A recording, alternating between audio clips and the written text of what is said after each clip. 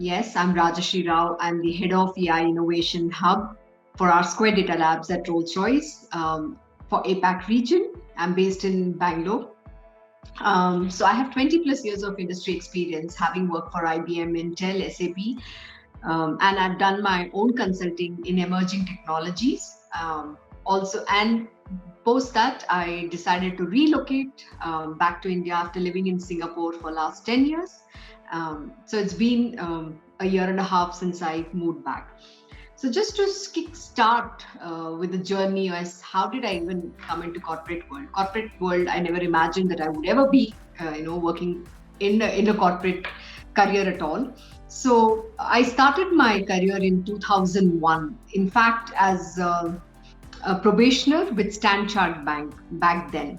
So I was managing their high net worth clients of a high profile for their home loan function. So Standard Chartered Bank had this very interesting way of doing the loans with the high net worth clients. The bank wouldn't directly do the loans, but what they would do is they had different they call direct sales associates. So it was an independent function, and I was managing one of their DACs. So I just joined as not a coordinator, but at least the liaison officer between the bank and their DSE. So I was based at the DSE. So first thing is I was a woman. That's my first job, by the way, just right after college. After I also did my a step back. So I'm a BCom honors graduate, and I did my diploma in computer science, which is e-commerce, which is also IBM certified. And after that, I was just trying to figure a job out, and this came my way. So I just took immediately to get started with an experience, right? Somewhere you need to begin your career. So when I went into this organization, I was taken initially for a shock. I was a little afraid, and I had this thing about I want to be the best. I have to give. When you come for the first time, when you get into the job, you want to conquer the world. You want to reach the zenith, all that wonderful goals, and you have all the energy to wanting to drive and do things in life. So I took on the job. It was, my boss called me and said, look, you need to do. And the first lesson he gave me, what he said to me, and I'll always remember him for this. He said, Rajashree, you can see this is new to you. You're going to learn on the job. I will allow you to make 1,500 mistakes. Okay, I don't know why this 1,500 though, but he said you are allowed to make 1,500 mistakes, but please don't repeat the same mistake. And if you do so, then there's no point in having committed that mistake. So he was very firm with it. So there was this the credit officer, and there was a client, they had come from US, and I was managing their the profile, the loan account. And what had happened was there was certain discrepancy which was happened, and the passport, one of the document that was required is the passport submission, and apparently the client had to get the new passport. So the passport had gone for renewal. So the interim period, he had submitted his old passport, and the passport is just supposed to come that day. So my boss was traveling. He was not there. So he had his, second in command, second in line, his VP. And I went to him and I said, what, please, can you do this for me? I really need it. Can you talk to, the credit officer? I'm not going to name people, okay? So that's why I'm calling with the titles. So I said, please, can you call this person and tell him I can't do this, I'm not going to be. This very male egos, oh, this is not possible. It's, the word is, it's not possible. This can't be done. I'm like, why not? Look, the client has done everything and everything is clear, except that it's going to come from the embassy today. So we will give it. And then I called, so I was a little cheesed off at the way things were done. Why would you put somebody into trouble? If I were in that client's shoes, wouldn't I want that thing to happen? So I always think from the customer's point of view, right? Then I did this thing. I just took the charge in my own hands. I called the credit officer, and that time a very interesting conversation happened. The credit officer said, you know what? Okay, I will do this for you, provided you ensure that next time onwards, I should not get even a single discrepancy from any of your applications. Can you do that? I said, okay. I took the challenge from him. And then what I did is, I made sure everything, so whatever he asked me for it, he was personally challenging my ability. saying that, are you even capable of it? See, male egos, right? They the big title, and I'm just a, they call me kid out of college or whatever, a chit of a girl, the way they would stop.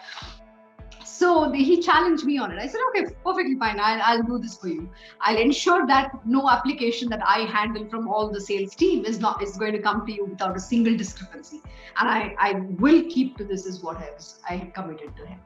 And then, and I liked him because he also was a man of a word, because he approved that application. And next morning it was on my, my other boss's table. And this was a shocker to him. How did the credit officer ever approve this paper? He couldn't digest, and it was a blow to his ego. And he looked at me like this, I was just standing in front of him. I still remember that expression.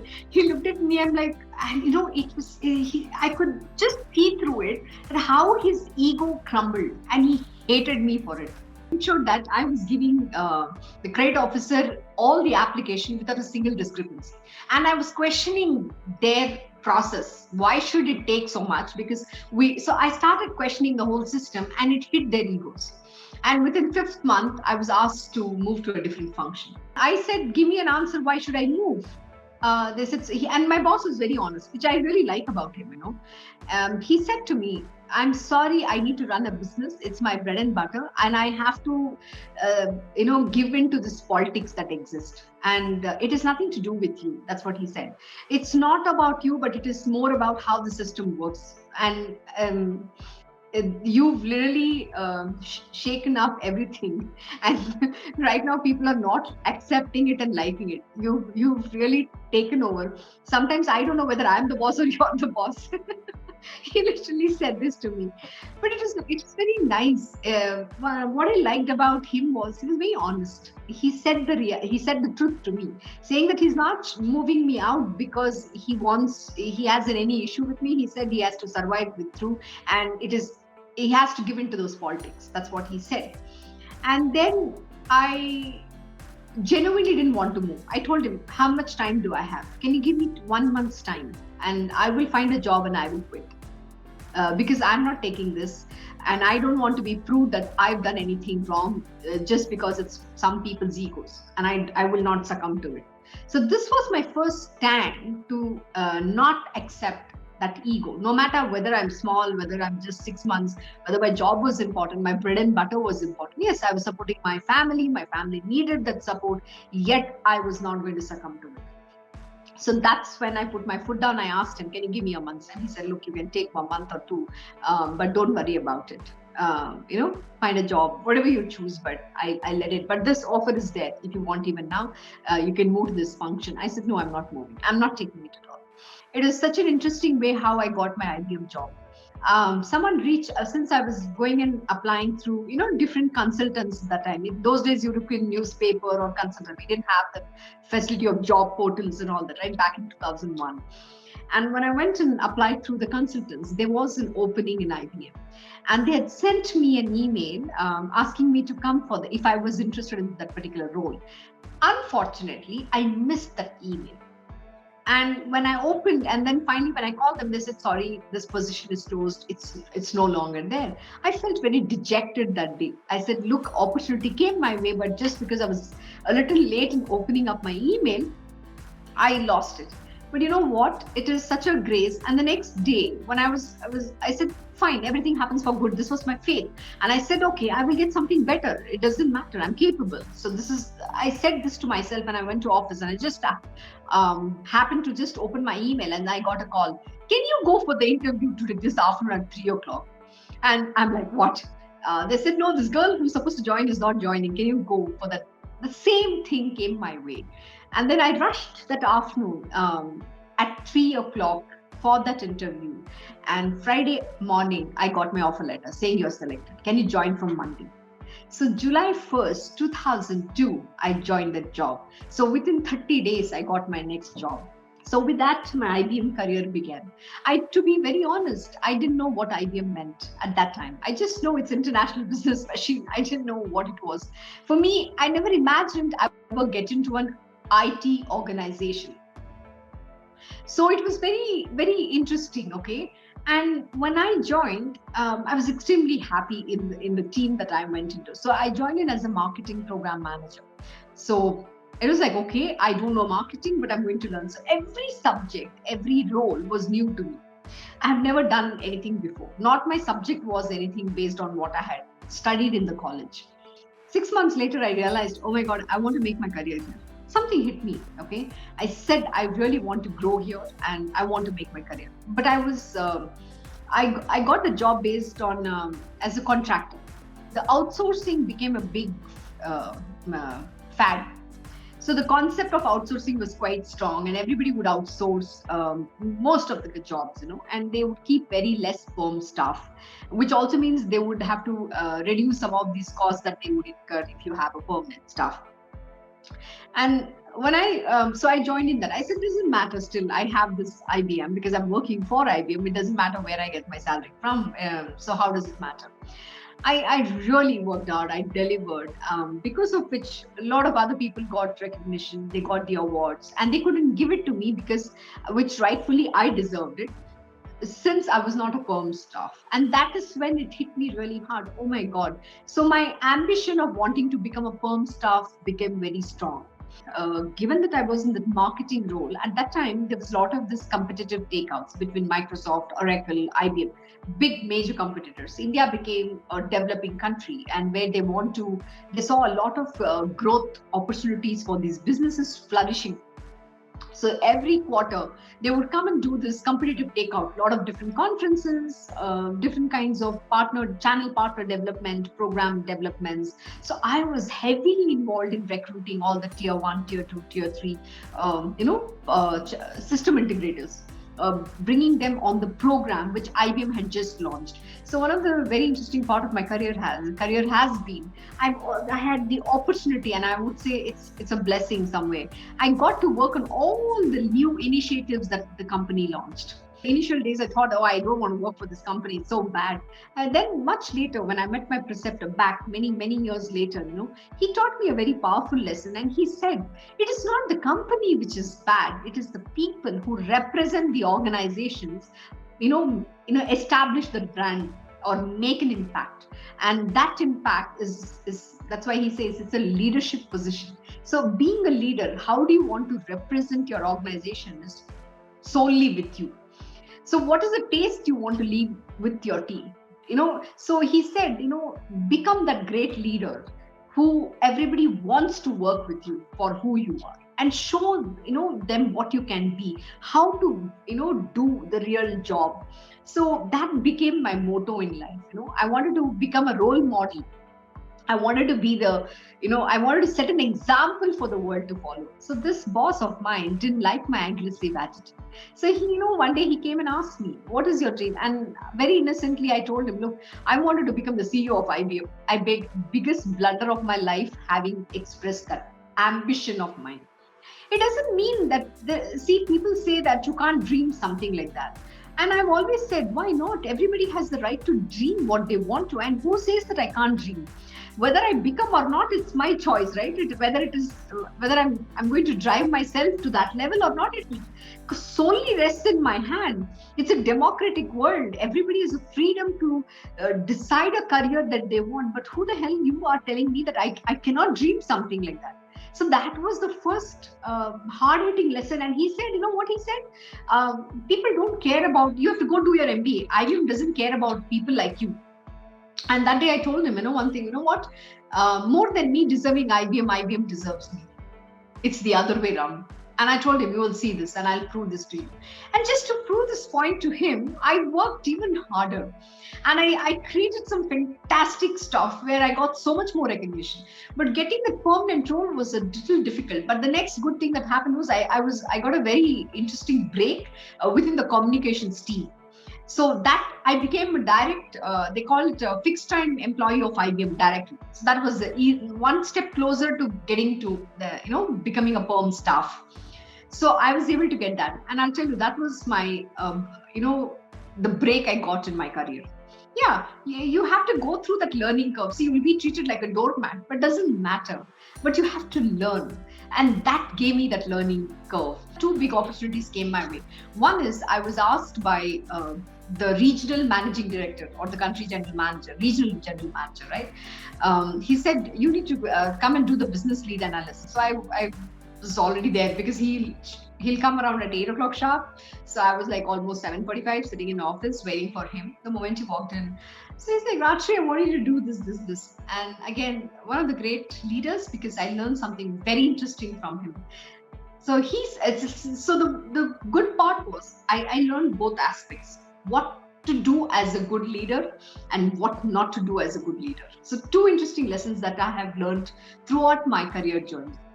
So the most important aspect he said to me was, look, I want you to, every morning come at 6 o'clock. I'm like, what? 6 a.m. Okay. He said, whatever time. But before I'm here, 8:30, I need all of this analysis done. And you need to give me an update as to where can IBM India pitch its business? What are the opportunities that's coming to Indian market? I'm like, I don't think I'll be able to do this. I don't know how to do this. He said, you can. And you know what he said to me? It's okay. Initially, you're going to make mistakes, but I'll see through that. When you're going to sink, I will pull you out. So that gave me that confidence. Look, it's just amazing. Only a great leader can say that. Okay, it's about somebody who sees potential in one person and then says, "Go do it. It's okay. Even if you fail, I'm here to pull you out, and don't worry about it. You will slowly get the hang of it." So that's that one strength, that one faith, the positive thing that he said to me. I'm like, I know I can do it, sort of. He gave me that confidence. So from then, my life became even more challenging because every morning I had to wake, literally 4:30. I would have to leave my home at 5, be in office almost at least by 6:30 because I had to read so many newspapers. It's not an easy task.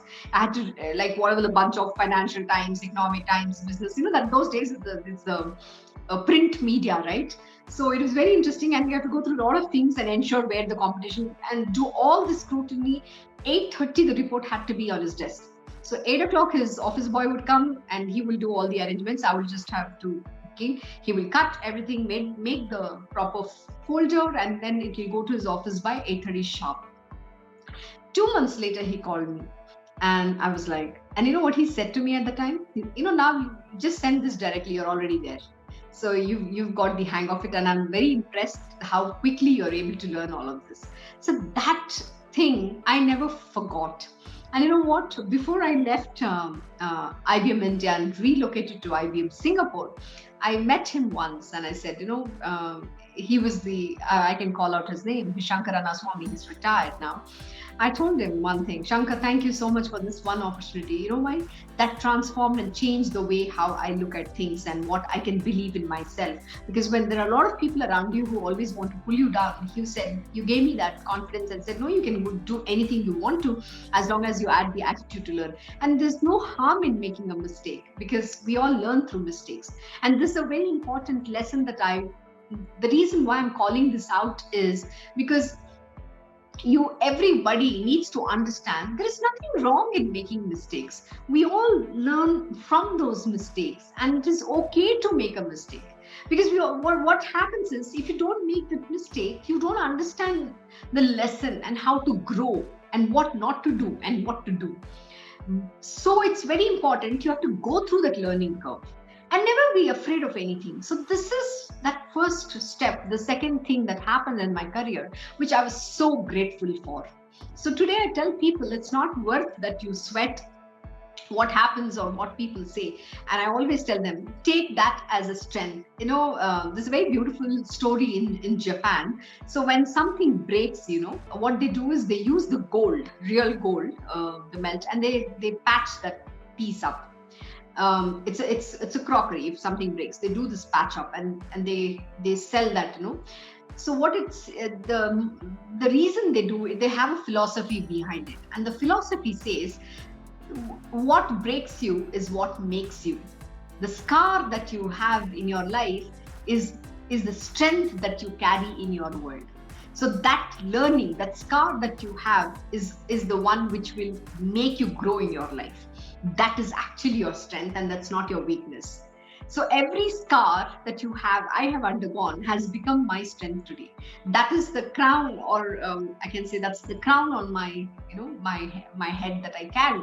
So moving to the next biggest thing that happened was during the same, the job when I was in comms, the company chairman back then decided to host the first ever investors and analysts brief outside of US and UK in India. So it was a big, big deal for the company. And you know what? I was part of that project. And trust me, it was the biggest ever conferences organized across globe in the entire market, amongst the entire IT companies. So it became a talk of the town. There was so much media coverage, literally the whole event management from worldwide. They came and sat in Bangalore, the Palace Dawn. Even if you Google, there's a lot of stories about it. You can even read about it. They sat literally, they created a superstructure to host everybody under one roof. Right from the president's office, the prime minister's office, the chief minister's office, the Karnataka, the state's office, the press, the media, the journalists, the customers, everybody I used to interact with. And I got a funding to make sure that we go through the process. And to me, that's some of the things that I've learned is phenomenal. How do you organize an event at such a length and breadth and making it a super success? Because IBM at that time announced a $6 billion investment into India, and that became a phenomenal news, and it was very tough because we had to work with literally the who's who of the company, all the senior VPs to senior general manager, everybody's part of it. And we as a comms team were the sole owners of those, because everything had to go through a check. And for me, my communication would go through the regional general manager. So it's like a school. I literally used to feel like a school child, because he will read word by word. Even a single word, something misses. See, of course, it's a communication. You cannot afford to miss, right? It's going from the MD's office. It's not a joke. So he would literally, go through all the communication, which is very important, and then he will approve of it. And once he approves, we have the access to send it from his email. So we would then do that. So for me, having gone through this kind of journey, and that experience was phenomenal. And after all, the event was really big success, and I was the first to clear the entire audit trail, because I managed all the funding that was given to me this in such a structured manner. The whole of the company was amazed. So that time, the chairman wanted to meet us in person and thank for all the effort we had put. Can you believe? So when the chairman wants to meet you, it became a big deal. I was so nervous. We were given 10 minutes. So he wanted to meet the entire comms team who worked behind this whole project, right? So me and my colleague and everybody went. So when I shook hands with my chairman, at that moment, someday I want to be in your shoes. They know that ambition, that passion, it was a eureka moment. I want to be that. I know I want to achieve that in my own goal. But what the mistake I made was that you don't say your aspiration or your the dream to people themselves who have not been able to achieve that. So that's the mistake that I made. And this I learned again from my preceptor, who's also my spiritual guru. He told me, only a God can tell you who God is, not anybody else. Similarly, only a CEO can teach you or mentor you how to become a CEO. Anybody below that, why will they teach you? Because they also will want to aspire to reach that position, right? So you did a mistake. So these are my hard lessons that I've learned. And then finally, right after that stint, that role, I became a permanent employee. I got a very big opportunity within one of the teams who was moving from US, and they wanted me to become the program manager and run that entire, influencing the application integration middleware, the particular business within the channel partners. And that year was again a big rocking success for me. And I was able to achieve 4 Bravo Awards, which was never the case with anybody, for the phenomenal work that I had done and demonstrated how things needs to be done. And in one of the management leadership meeting, they said it is Rajshree's model. So they wanted me to show the different teams, how do I make this happen? When somebody says it's impossible, I always tell them the word impossible says I am possible. So don't tell me you can't do something. So I wouldn't take an answer for no from anyone. If you say no, give me an alternative. So the whole management and the leadership wanted to bring this characteristic so that they could help some of the team members to learn through that. They wanted me to mentor. Again, it was the ego clash, because people believe she's just nothing, they're all senior to me, so they felt, who is she to teach us? Again, this ego thing comes. And again, most important thing that people don't understand in the career is that you have to be able to learn from everybody. The attitude to learn is very important. I was able to reach that level because I never felt I cannot learn from anyone. I would sit and learn from everybody because I was passionate, and that helped me build that network. So if I could just pick up my phone and ask anybody for a help or for getting my job done, they will immediately do it, because I built that bond. I was able to bond with them through my passion. And this is something today what people don't understand. It is not about you have to butter people up. See, there's a very different concept, and which is what I'm seeing today in the corporate world, where people want to do things just because they want to grow. So it's not by trying to, sorry for this language, I need to use this, you cannot butter somebody and grow in your career. It doesn't happen in the long run. The one thing that happens in the long run is, to become a great leader, you need to build knowledge. You need to become the subject matter expertise, not just one subject. I'm saying expertise because it's different subjects. You need to be an all-rounder. You need to know how different functions of different businesses work. And you have to have the passion to dirty your hands and learn. So I used to be like hands-on in every job of mine. I would personally sit with the clients. When somebody says it's not possible, I would try to go and meet them, spend hours together. And I'll tell you, one of the things that I was able to make it happen, I established a center of excellence in Bangalore, which was fourth across the globe for IBM. Okay, and there was a challenge there. We didn't have funding at that time, so I had to make do with whatever we could. And what happened was, there was this marketing person, and I reached out to the country general manager, and he said, okay, we have only so much budget, and I will give you that funding, but you have to work through this marketing person. So when I worked with her, she didn't give a damn. And I was telling her, can you just involve me? She didn't. 3 days before, rather, the event was on Friday. Okay, exactly on Monday, when we went to do the check of what has happened, nothing had happened. And I was aghast with everything. And that is simply because my boss never believed me. He thought that he has to involve the marketing person.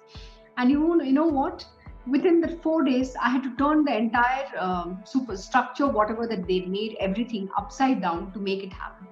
And the client, the customer who was supposed to come for that inauguration, did not even confirm. So she didn't do anything. I worked day and night. I would go home at 2 a.m., 3 a.m. in the morning, and will be back in office at 7 again. And I would stand myself, got special approvals to send people to work from home so that we could do this breaking and whatever shifting and everything we could do. Special approvals. And I requested every employee over there to sincerely cooperate with us, and made all that happen and got the customer. And my boss said, it's only Rajashree who could do this. That means taking initiative. The most important thing today, what is missing in which is not being taught in college or school, is how do you take initiative?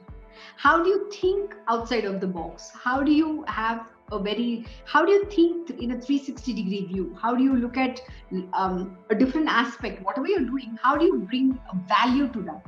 That is missing, because that is the thought process which you have to develop right from day one, which nobody teaches. So through my experiences, I have learned all of this. And each job has given me that experience. See, it's about what you want to look at it. Like I always told you, I learned what to do and I learned what not to do as well, both simultaneously. Because it's people's reactions that happen during those times. So this is still So I was a top performer, and then I was sent to. I got a special opportunity because they wanted, as a woman, they wanted me to develop as an executive resource to grow in the management cadre. So I out of 420,000 employees, I was the one chosen for the first of a kind initiative, which was started and under the IBM Academy of Technology, which was part of the chairman's office back in 2008 in the headquarters.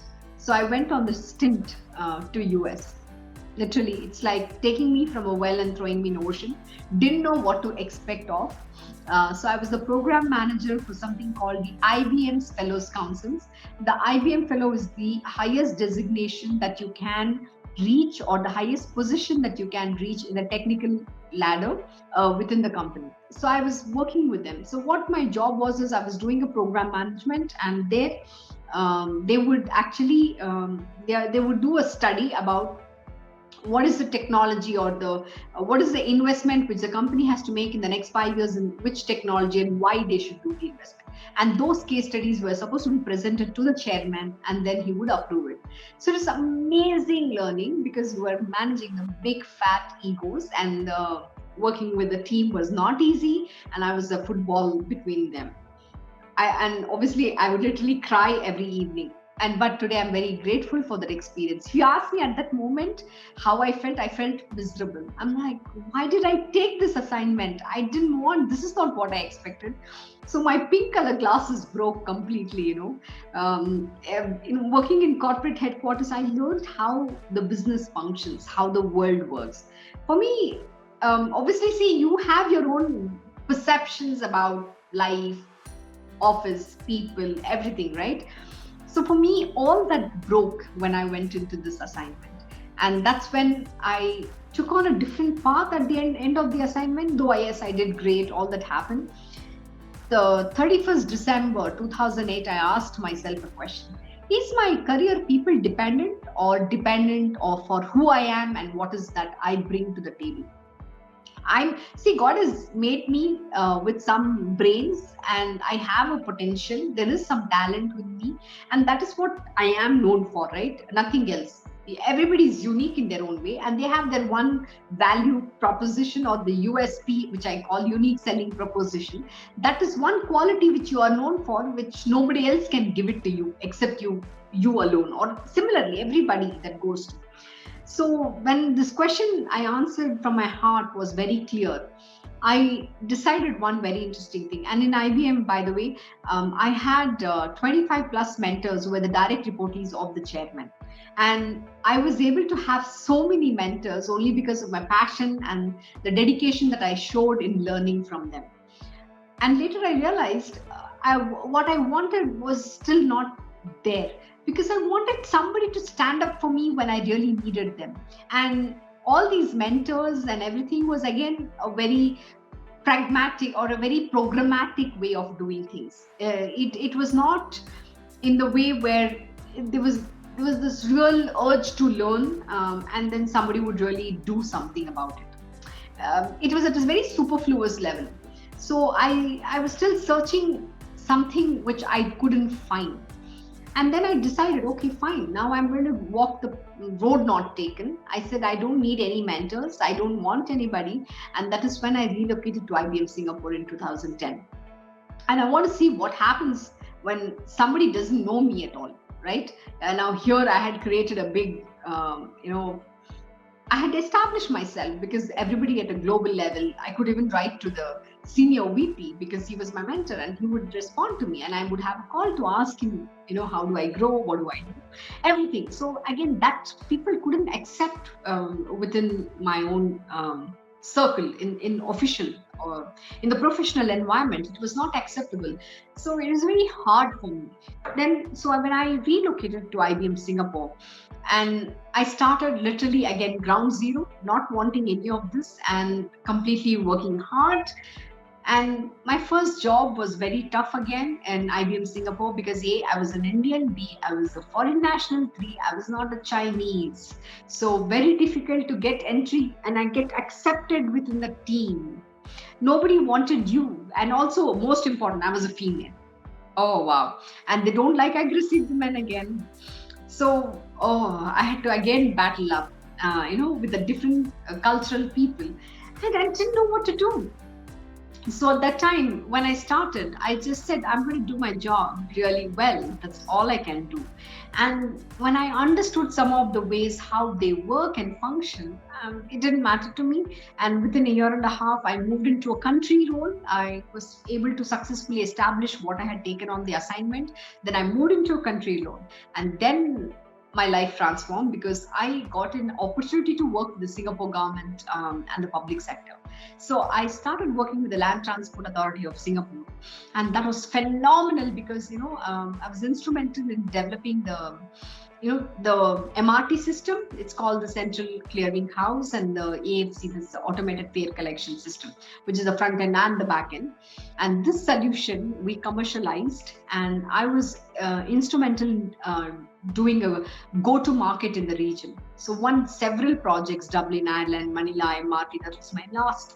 But what the thing that I would like to call out in all of this is that I was able to get 2 reference letters from the managing director of Land Transport Authority of Singapore, saying she's the best thing that's happened to us.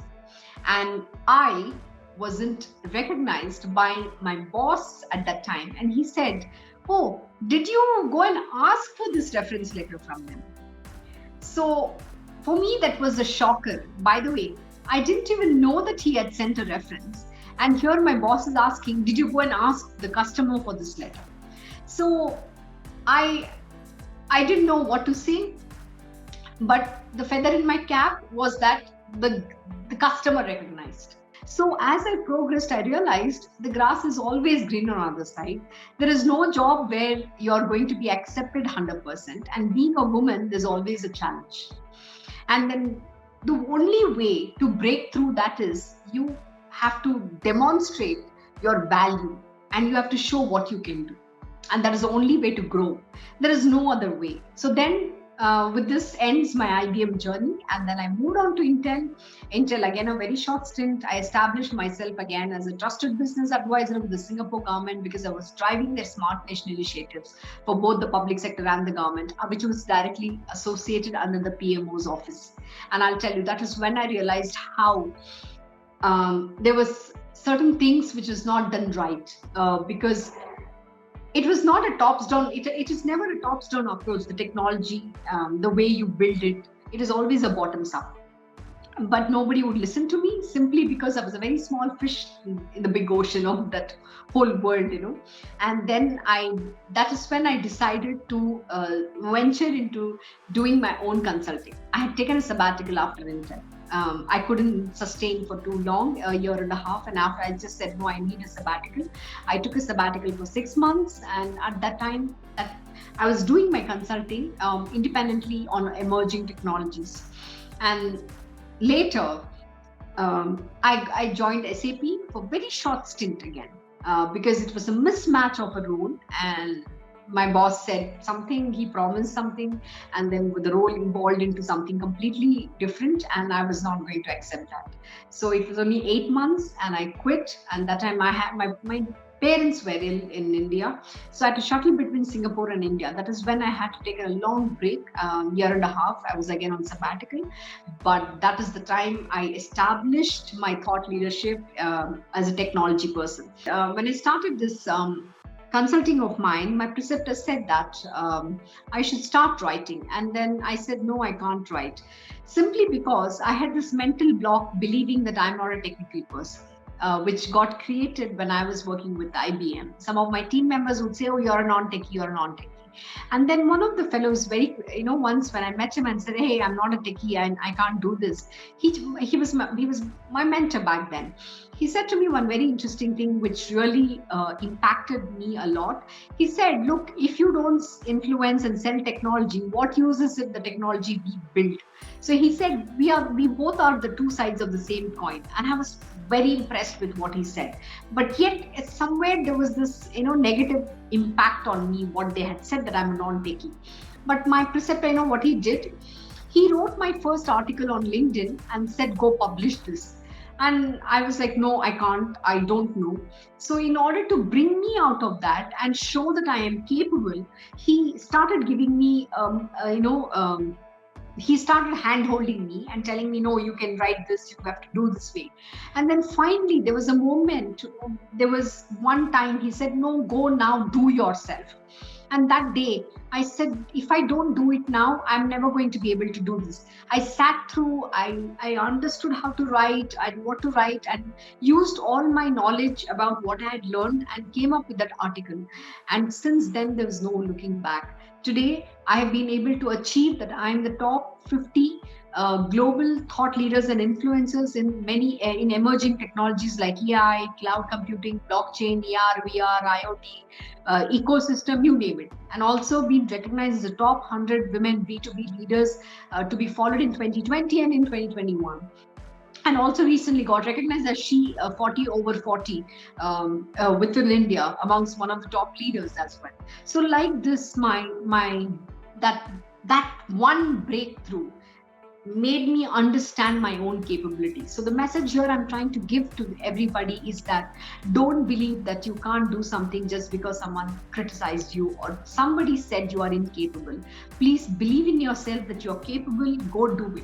It's okay to fail, and if you think you're not able to, then move on, there's something else. But don't stop because somebody is saying that you are incapable. So then after 10 years with Singapore, I relocated to India last year and then took on the current role that I am in with Rolls-Royce. So that's in a nutshell my journey. The first trend that I would say is pandemic has definitely created equal opportunity for women especially. That's something I'll always love to highlight. Simple because women have always been looked at saying that, oh, they're homemakers, they have a family, they have children, they'll not be able to give the same dedication as a male.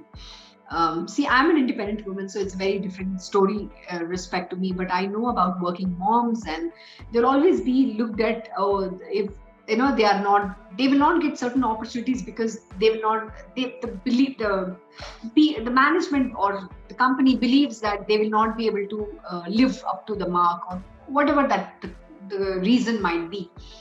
But definitely with pandemic, things have changed. The next most important thing is the trend is in the technology advancements or developments that has happened, especially with the emerging technologies like AI. AI is become the underpinning technology of all other technologies. AI powers the different things that gets done in this world. If you look at today, no matter what you do, everything is driven by AI. So AI is always watching you, reading you, it's monitoring you. So the digital transformation, which was definitely an impediment, it's a mindset, right? People were not adapting it. Now, pandemic has definitely made it happen. So every organization, every business function is, moving towards from trying to adapt to implement the digital transformation itself.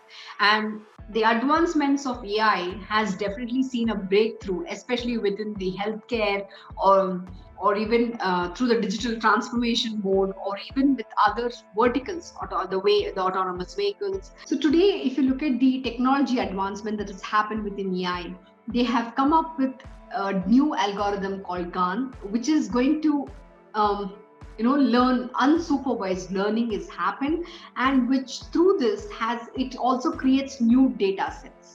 So that is a big breakthrough. The next most biggest breakthrough is also the OpenAI, where they have come up with the GPT-3, where you can tell the AI to come up with some kind of stories, and it will give you different algorithms and come up with different creative stories and ideas. So this has not been possible otherwise, but the developments has been happening in a different shift altogether, given that pandemic had come into existence. And if not for pandemic, this wouldn't have happened so fast. So on the contrary, if you look at it, pandemic has definitely pushed a lot of advancements to the forefront, or in the pace that we would have taken, say, another 5 years from now. If you take 2021, again, things are going to transform. The world is not going to be the same what it was. Every business, they have to think about restructuring and reconstructing their business models and how they will work in this world. We've been talking of telemedicine quite a long time. Today, if you look at consultations, because of pandemic, we're doing online consultation, which was not happening. So the adaptation again within the industry verticals also are quite phenomenal, especially within healthcare. There's been a phenomenal shift if you look at, and today we don't have to go and wait in queues, go to the hospitals. You can book an appointment, you can meet the doctor online and consult instead of rather than making that effort and going and waiting in the hospital. This has really helped at least aged population and children, because if it's a small symptom like very basic kind of sickness, you can do an online consultation. Why do we need to make that effort to travel? So the travel time has reduced. And if you look at again, what has happened is the environment has been it's like it's clearing up, right? There's not less traffic, the pollution is come down. So a lot of things is happening for the good alone. Again, what has made it happen? The whole pandemic has shifted how the industry also approaches or work. Banking. So today we are more online, right? The wallet payment, instead of carrying cash, we are going cashless, and that is also propelled because we don't want to touch the cash because we are afraid about the virus being there. So if you look at Google Pay, wallet payment is taking a big time. So digital payments, I no longer want to have physical cash. So we are actually evolving. The digitization is happening in every capacity and form. Always wear an innovator's hat. Very important.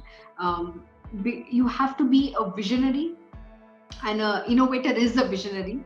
A visionary is someone who can think beyond his own lifespan, who can give the world something that the world has never imagined. And I will always quote Steve Jobs or Leonardo da Vinci. And if you go and look at things that they have done, you'll understand they never worked for success, but success followed suit because they all excelled in what they did.